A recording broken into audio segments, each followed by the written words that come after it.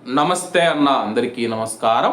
Kuwait మరియు Gulf దేశాలు మనం చూసుకుంటే ఇరాన్ చేస్తూ ఉన్న దాడులపైన మానవ హక్కుల సంస్థలు అత్యవసర సమావేశం నిర్వహించాయి.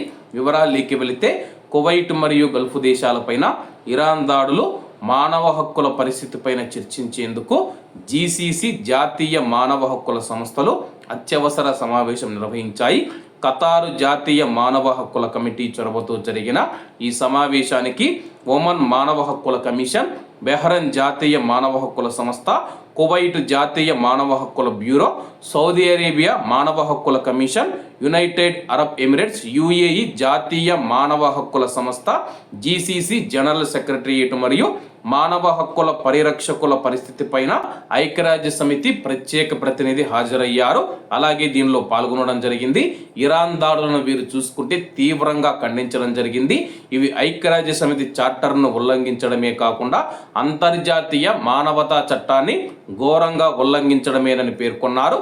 ఈ దాడులలో కీలకమైన ప్రజా మౌలిక సదుపాయాలను ఉద్దేశపూర్వకంగా లక్ష్యం చేసుకోవడం కూడా ఉందని, దీని ఫలితంగా అంతర్జాతీయ మానవ హక్కుల చట్టాన్ని విస్తృతంగా మరియు తీవ్రంగా ఇరాన్ ఉల్లంఘించిందని చెప్పేసి వారు పేర్కొనడం జరిగింది.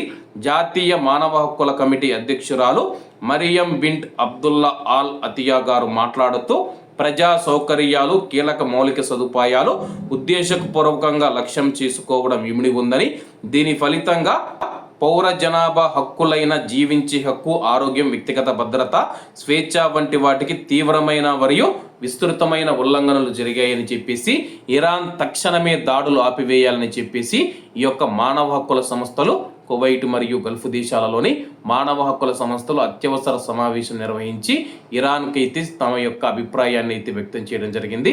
మరి ఇరాన్ ఏ విధంగా స్పందిస్తుందో వేచి చూడాల్సి ఉంది.